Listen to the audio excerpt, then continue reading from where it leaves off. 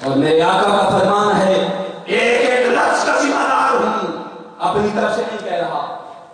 میرے آقا تو یہاں صلی اللہ علیہ وسلم نے ارشاد فرمایا من مات علی بغض آل محمد،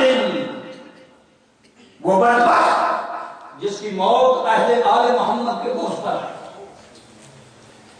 وہ شقی القلب جس کی موت سال میں آئی تو اس کے دل میں اہل بیت کی محبت نہیں تھی، بغض تھا، حسد تھا، کینہ تھا۔ تو یاد رکھ لے کیا یا یوم القیامت مکتوب بین عینیہ آیۃ من رحمت اللہ، وہ اہل بیت کے ساتھ بغض کرنے والا یاد رکھ لے قیامت کے دن سال میں رب کی بارگاہ میں پیش کیا جائے گا کہ اس کی دونوں آنکھوں کے درمیان لکھا ہوگا اس من رحمت اللہ، اس بدبخت کو اللہ کی رحمت سے دور رکھو۔ یہ شقی القلب اللہ کی محبت سے، اللہ کی رحمت سے محروم ہو گئے۔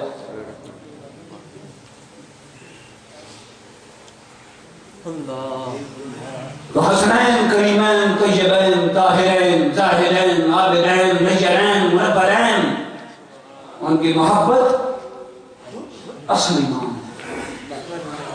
خدا کی عزت کی قسم اگر اہل بیت کے ساتھ محبت نہیں تو اپنے ایمان کا علاج کر۔ امام حسن مجتبی رضی اللہ تعالیٰ عنہ، میں واقعہ کربلا کی طرف مختصر سے جانا چاہتا ہوں۔ امام حسن مجتبی رضی اللہ تعالیٰ عنہ سے روایت ہے، ترمذی شریف کی حدیث ہے، میں نے بتا دیا ترمذی شریف کی حدیث ہے، سیاستہ میں سے ہے ترمذی۔ اور امام حسن مجتبی بیان فرماتے ہیں، کیا بیان فرماتے ہیں کہ میں ایک دن آقا دو جہان صلی اللہ علیہ وسلم کو میں نے دیکھا کہ میرے آقا مغموم ہیں، پریشان ہیں، چہرے پر پریشانی کے آثار ہیں۔ میں نے پوچھا یا رسول اللہ صلی اللہ علیہ وسلم، آپ جو چہرہ مرد پر پریشانی کے آثار ہیں وجہ کیا ہے؟ میرے آقا دو جہان صلی اللہ علیہ وسلم نے ارشاد فرمایا اے حسن، میں نے رات کو دیکھا کہ بنو امیہ کے کچھ اوباش نوجوان میرے منبر کو پامال کر رہے ہیں۔ جب میں نے خواب میں رات کو دیکھا تب سے میرا چہرہ مغموم ہے، میرے چہرے پر پریشانی ہے۔ کچھ دیر پریشانی رہی، امام حسن فرماتے ہیں اس کے بعد آقا نے ارشاد فرمایا کہ اس میری پریشانی اور غم کے ازالہ کے لیے اللہ رب العزت نے سورۃ الکوثر اور سورۃ القدر نازل فرمایا۔ سورۃ الکوثر اور سورۃ القدر نازل فرما دی اور فرمایا محبوب انا اعطیناک الکوثر، محبوب یہ بدبخت آپ کو دانا دینے والے معذاللہ آپ کی نسل تو ختم ہو گئی، انہیں بتا دیجئے کہ نہیں اگر نسل ختم ہو تو مصطفیٰ کے دشمنوں کی ختم ہو، اگر نسل ختم ہو تو اہل بیت کے دشمنوں کی ختم ہو۔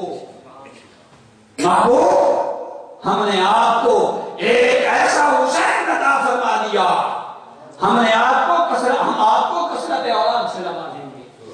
اور اشارہ تھا کہ محبوب ایک زین العابدین بچیں گے اور قیامت تک تیری نسل کو ختم نہیں ہونے دیں گے۔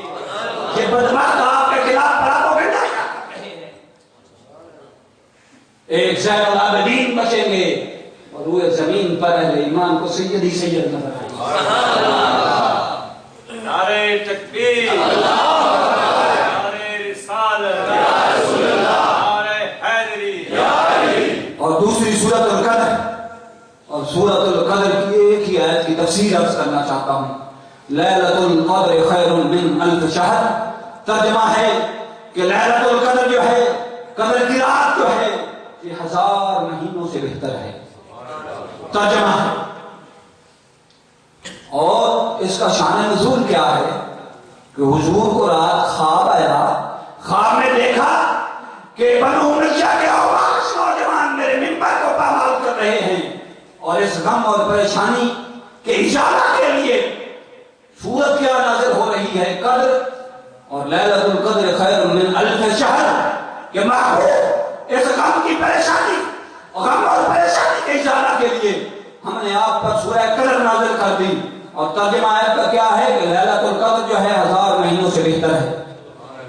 اب تفسیر سمجھ میں نہیں آتی کہ خواب آیا تھا بنو امیہ کے چند لوگ منبر کو پامال کر رہے ہیں اور اس پریشانی کے ازالہ کے لیے آیت نازل ہوئی لیلۃ القدر خیر من الف شہر. امام حسن مجتبی رضی اللہ تعالیٰ عنہ نے یہاں تک بیان فرما دیا. یہاں سے آگے حدیث راوی بیان فرماتے ہیں کہ تب سے میں نے اس آیت کی تفسیر ڈھونڈنا شروع کر دیا کہ شان نزول ہو کہ بنو امیہ کے چند آواز نوجوان رسول خدا صلی اللہ علیہ وسلم کے منبر کو پامال کر رہے ہیں اور اس پر نازل یہ آیت ہو کہ لیلۃ القدر جو ہے 1000 مہینوں سے بہتر ہے. وہ صحابی بیان فرماتے ہیں کہ میں بنو امیہ کے تخت دمشق پر سال ہر سال دل گنتا رہا. جب بنو امیہ کی حکومت ختم ہوئی تو 1000 مہینے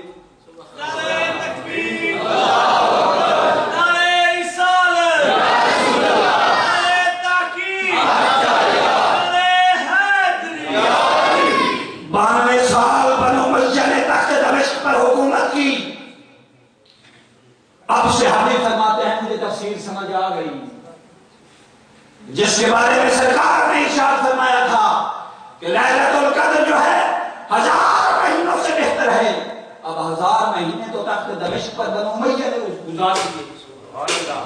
1000 مہینے تو تخت دمشق پر بنو امیہ نے گزار دیے. اب تلاش ہونے لگی کہ وہ رات کون سی ہے جو بنو امیہ کے تخت دمشق پر 1000 مہینوں کی حکمرانی سے 1 رات بہتر ہے. سبحان اللہ. وہ رات کون سی ہے؟ اس رات کی تلاش شروع ہو گئی. تو میرا وجدان یہ کہتا ہے اور جو کچھ میں نے اپنے بزرگوں اور اپنے اساتذہ سے سیکھا ہے وہ رات 10 محرم الحرام کی رات